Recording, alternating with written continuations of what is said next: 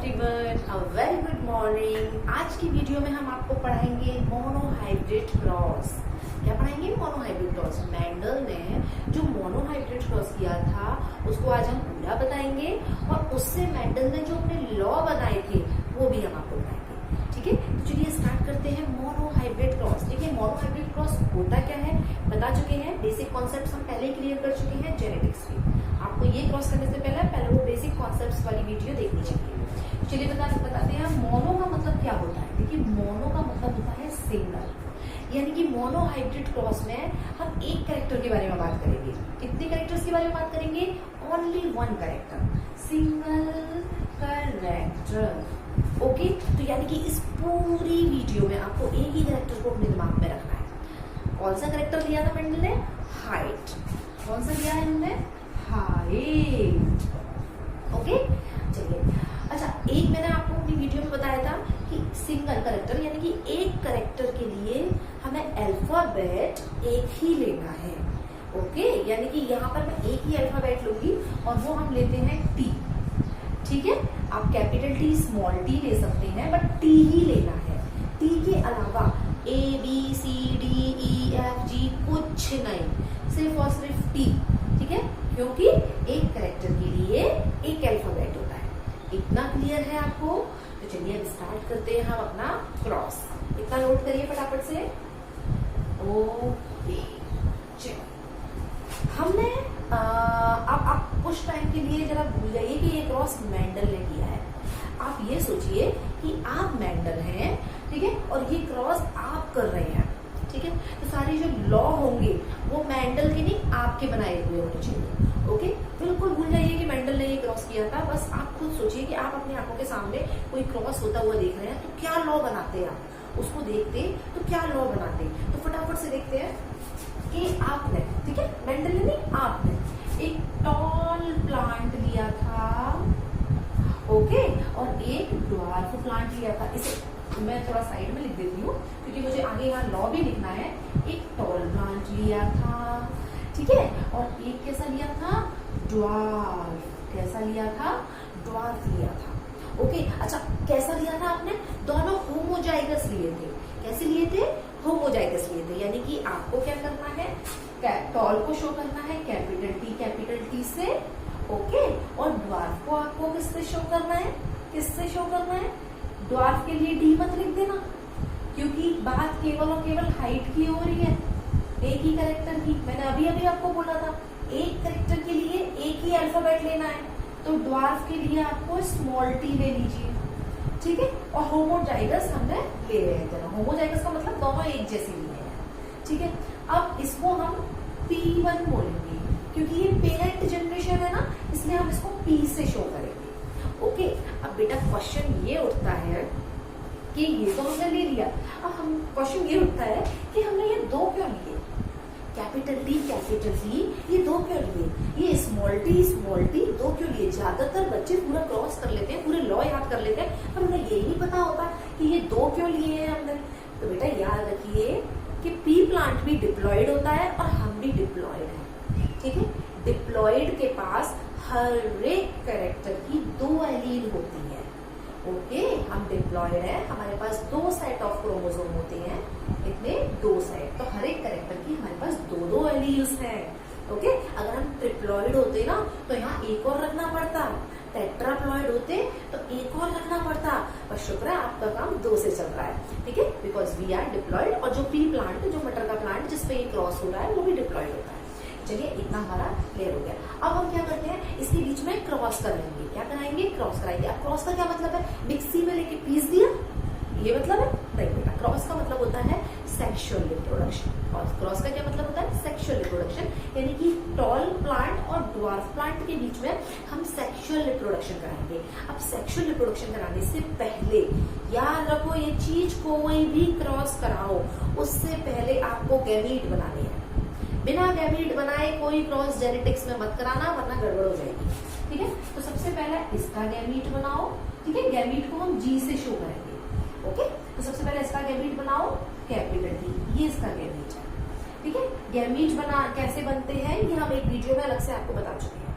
ठीक है, तो चलिए, ये इसका गैमीट है। गैमेट को हमेशा सर्कल में बंद रखना, ठीक है, थोड़ा याद रहता है कि हाँ ये गैमेट है, क्रॉस कराते समय, न्यूमेरिकल्स कराते समय गैमेट को हमेशा सर्कल में बंद रखना। ये मैंने जी से शो कर दिया है कि ये गैमेट है। अब हम कराएंगे फटाफट से इसका क्रॉस, इसको और इसको लिया और क्या कराया हमने, क्रॉस, ठीक है। क्रॉस जब हमने कराया तो बेटा हमें जितने भी प्लांट्स मिले थे इसके टॉल के बीच में और ड्वार्फ के बीच में, जब हमने क्रॉस कराया तो हमें इसके जितने भी प्लांट मिले थे वो सारे हमें कैसे मिले थे, टॉल। कैसे मिले थे, टॉल। ये कैपिटल टी और ये स्मॉल टी, ये हो गया, तो सारे हमें टॉल मिले थे। अब सोचिए आप मेंटल हो, आप कोई क्रॉस करा रहे हो जिसमें आपने एक टॉल लिया है, एक ड्वार्फ लिया है। उम्मीद ये होनी चाहिए भाई मैंने एक टॉल लिया है, एक ड्वार्फ लिया है तो 50% प्लांट टॉल आए, 50% प्लांट ड्वार्फ आए, ऐसा लगता है, लेकिन नहीं। आपको पहली पीढ़ी जो इसकी मिली, देखिए पहली पीढ़ी को हम F1 जनरेशन बोलते हैं। क्या बोलते हैं, F1 जनरेशन। तो आपको जो इसकी पहली पीढ़ी मिली उसमें सारे प्लांट टॉल थे, तो आप इसके लिए कौन सा लॉ बनाएंगे, कौन सा लॉ बनाएंगे, आप यही तो सोचेंगे इसमें कि सारे प्लांट टॉल है, इसका मतलब टॉल कैरेक्टर डोमिनेंट है। देखिए मैं आपको इस तरह से समझा सकती हूँ। दो बच्चे बैठे हैं आपके पास, ठीक है, एक बच्चे का नाम है रमेश, ओके, एक बच्चे का नाम है यहाँ पर मुकेश। दो बच्चे बैठे हैं आपके पास और आप उन्हें बहुत पढ़ा रहे हो, बहुत पढ़ा रहे हो। रमेश तो हर क्वेश्चन का आंसर दे रहा है, पूरा अपने आप को शो कर रहा है, ठीक है, हाथ उठा रहा है, जवाब दे रहा है, डिस्कस कर रहा है टीचर के साथ, बट मुकेश कुछ नहीं कर रहा, वो बेचारा चुपचाप से बैठा हुआ है। तो आप क्या कहोगे, आप क्या कहोगे कि रमेश डोमिनेंट है। क्या कहेंगे आप, रमेश डोमिनेंट है और मुकेश रेसेसिव है। ओके, बोलते हैं ना कोई ज्यादा बोलता है डोमिनेंट है। उसी तरह से यहाँ पर टॉल और ड्वार्फ जब हमने इन दो प्लांट के बीच में क्रॉस कराया तो F1 जनरेशन यानी कि पहली पीढ़ी में सारे प्लांट हमें टॉल मिले, इसका मतलब टॉल कैरेक्टर डोमिनेंट है। ओके, तो यही रिजल्ट तो निकालते हैं आप। तो लीजिए, बन गया मेंडल का फर्स्ट लॉ, नोट कर दीजिए इसे, ठीक है, यही है मेंडल का फर्स्ट लॉ। तो फटाफट से लिखते हैं हम यहाँ पर मेंडल का फर्स्ट लॉ।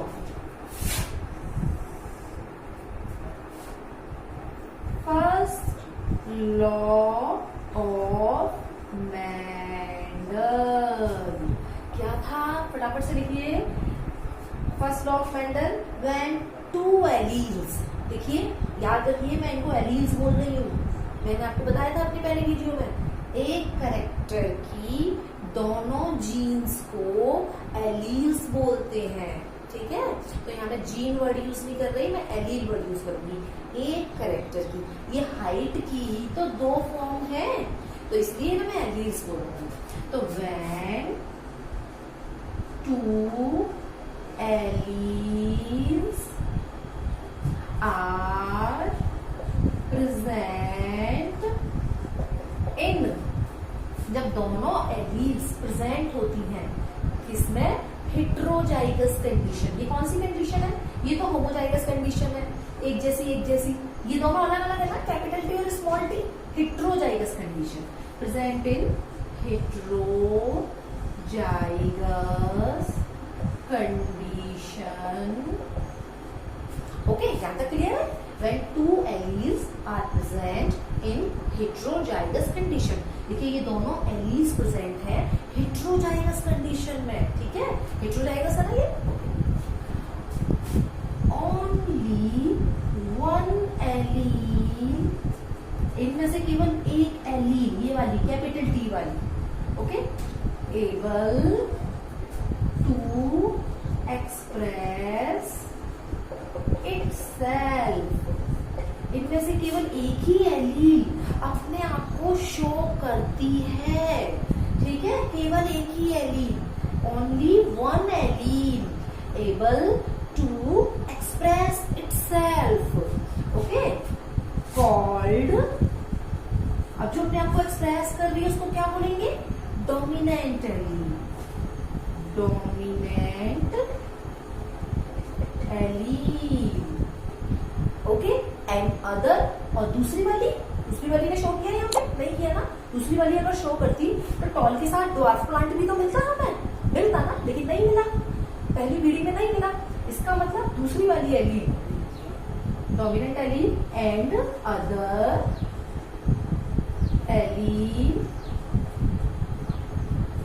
रिमेन्स हिडन, मतलब छुपी हुई रही हो, ठीक है, कैसी रही, छुपी हुई, कॉल्ड रेसेसिव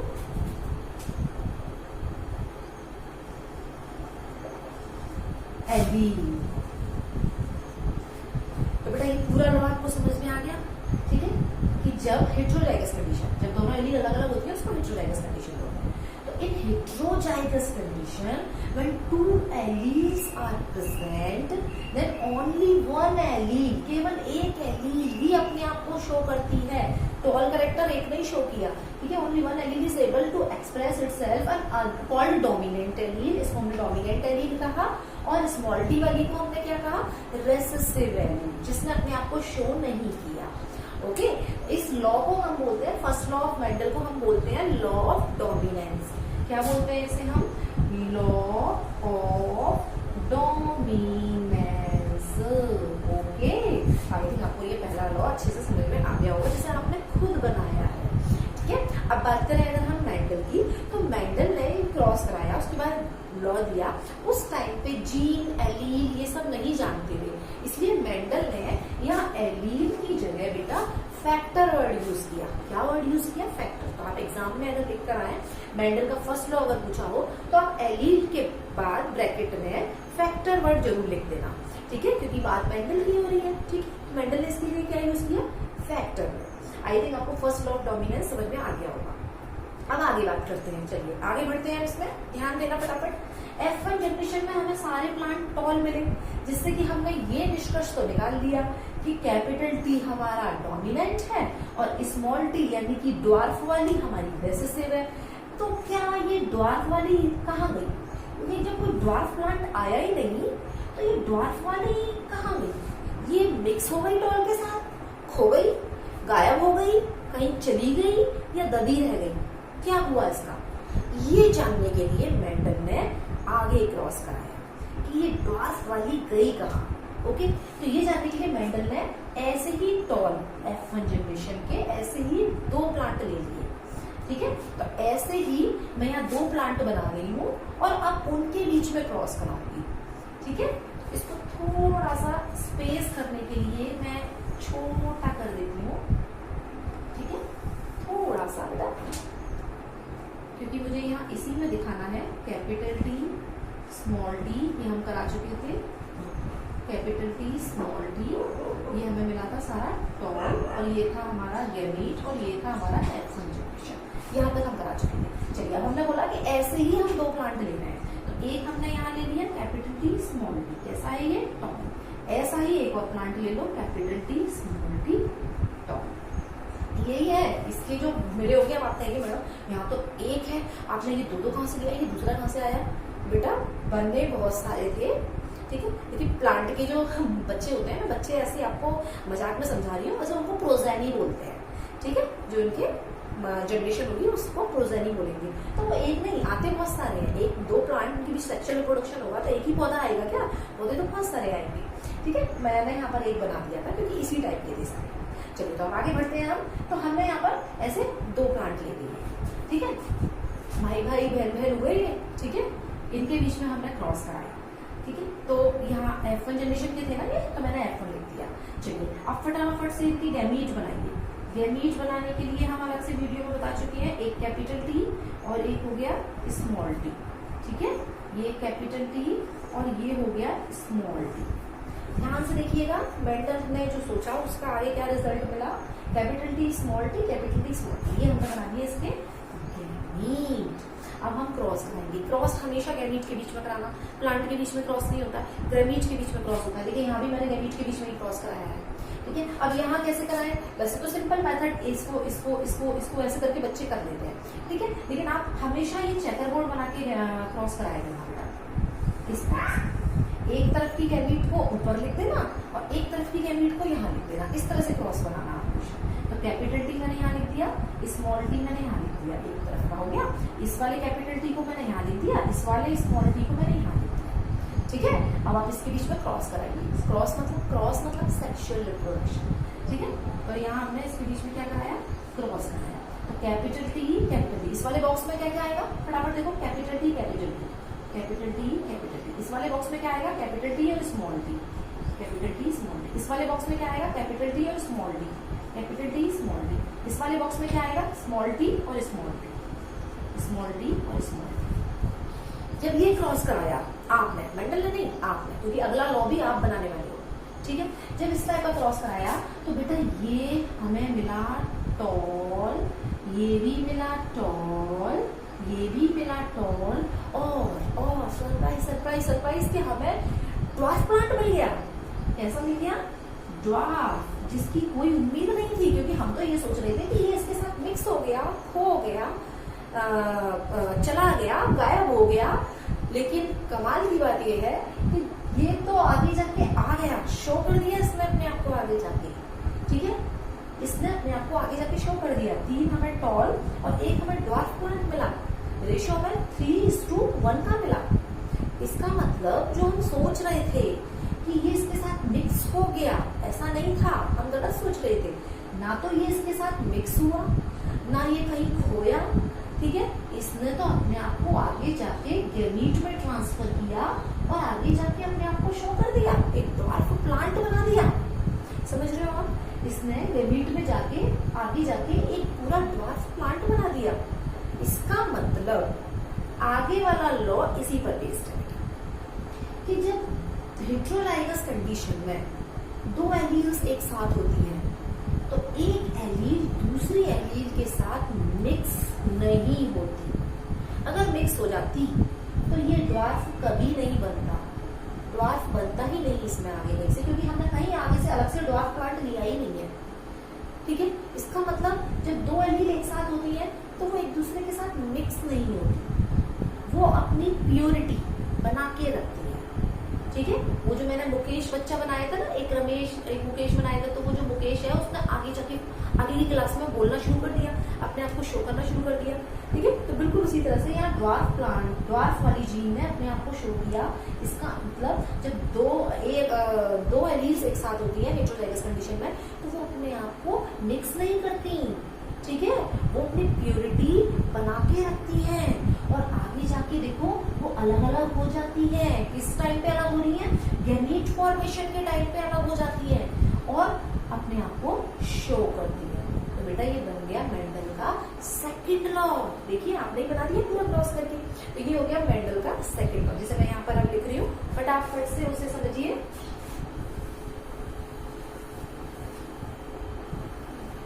ये मैंने साफ कर दिया है, उसकी टेंशन लेने की कोई जरूरत नहीं है। वीडियो के स्टार्टिंग में नोट्स की फॉर्म में मैंने लॉ लिख रखे हैं, ठीक है। तो इसको हम बोलेंगे second law of Mendel. Okay, इस लॉ का नाम क्या है ये हम बाद में बताएंगे, पहले लॉ देख लेते हैं, ठीक है।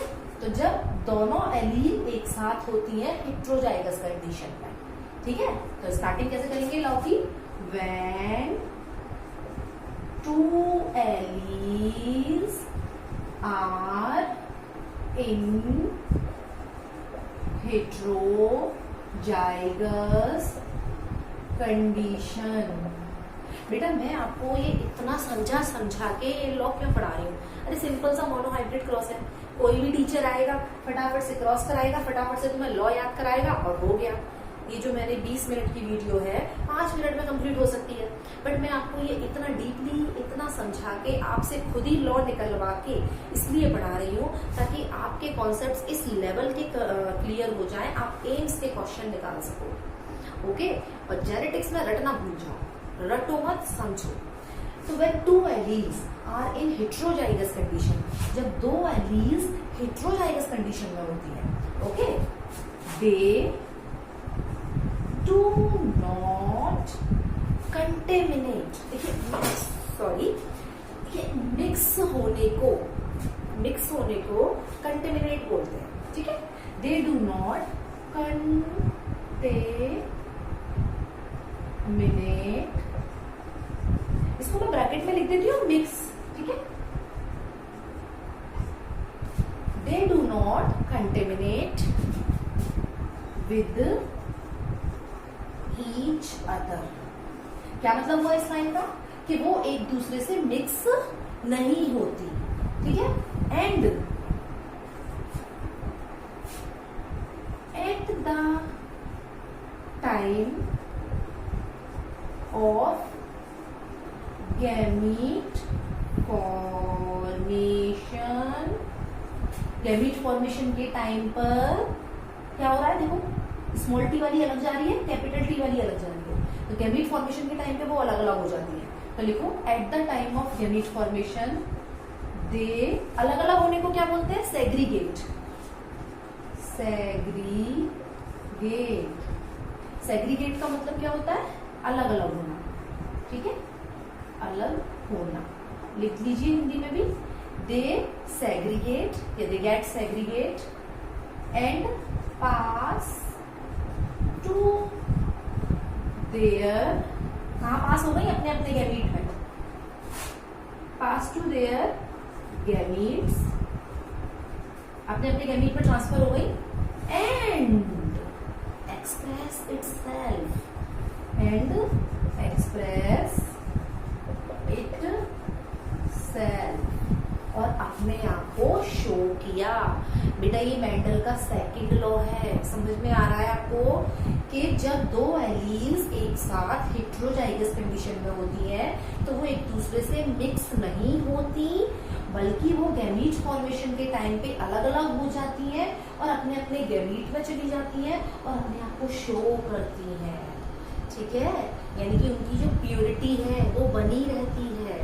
ओके, देख लो, when two alleles are in heterozygous condition, ठीक है, they do not contaminate, mix नहीं हुई, कंटेमिनेट का मतलब मैंने लिख दिया है यहाँ पर मिक्स होना, ठीक है, they do not contaminate यानी मिक्स नहीं हुई with each other, and at the time of gamete formation, gamete formation के टाइम पे they get segregate, they get, यहाँ पर get word लगा देना, ठीक है, they get segregate, अलग अलग हो जाती है, segregate का मतलब अलग होना, they get segregate and pass to their respective, अपने अपने gametes में, pass to their gametes, अपने अपने गैमीट में चली गई, एंड एक्सप्रेस इटसेल्फ, और अपने आप को शो किया। ओके, अब क्योंकि ये प्यूरिटी पर बेस्ड है, लॉ तो आपने बना लिया, देखिए अब इस लॉ का कोई नाम तो रखना पड़ेगा ना, क्योंकि लॉ तो आपने ही बनाया है मेंडल से पहले, ठीक है, तो इस लॉ का कोई नाम रखो। ये लॉ किस पर बेस्ड है, इनकी गैमीट्स की प्यूरिटी, इनकी एलील्स की प्यूरिटी पर बेस्ड है ना, किस पर बेस्ड है, प्यूरिटी के, वो दोनों एक दूसरे से मिक्स नहीं हुई, ठीक है, तो लॉ ऑफ गैमीट्स, इस लॉ का क्या नाम है, ठीक है, यहाँ लिख देती हूँ मैं, law of purity of gametes. इस लॉ का एक और नाम रखिए भाई, एक नाम से काम नहीं चलेगा, इसे हम बोल सकते हैं लॉ ऑफ सेग्रीगेशन, ठीक है, क्योंकि यहाँ सेग्रीगेट वर्ड यूज हुआ है ना, दे गेट सेग्रीगेट, अलग अलग हो गई, भाई अलग नहीं होती अगर तो कैसे अपने आप को शो करती, इसलिए हम इसको बोलेंगे लॉ ऑफ सेग्रीगेशन। तो ये बन गया आपका मेंडल का second law, the law of purity of gametes and law of segregation, ठीक है। जिस तरह से मैंने आपको इसमें मेंडल्स के लॉ अपने आप निकालना सिखाया है, आपको ये किसी और वीडियो में नहीं मिलने वाला। ओके, तो चलिए फटाफट से ये लॉ नोट करिए, फटाफट स्क्रीनशॉट लीजिए, वैसे मैंने स्टार्टिंग में दे रखा है वीडियो की स्टार्टिंग में, फिर मैं फटाफट से एक सिंपल सी चीज जीनोटाइप और फिनोटाइप और इसका बता देती हूँ और ये वीडियो कंप्लीट होती है। चलिए फटाफट नोट करिए।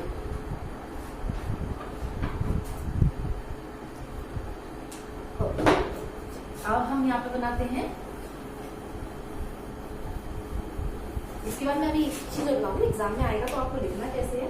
चलिए देखिए, फिनोटाइपिक रेशो निकाल लो फटाफट, फिनोटाइपिक रेशो, देखिए फिनोटाइप में मैंने क्या बताया था, जो बाहर से दिखता है ना वो फिनोटाइप होता है।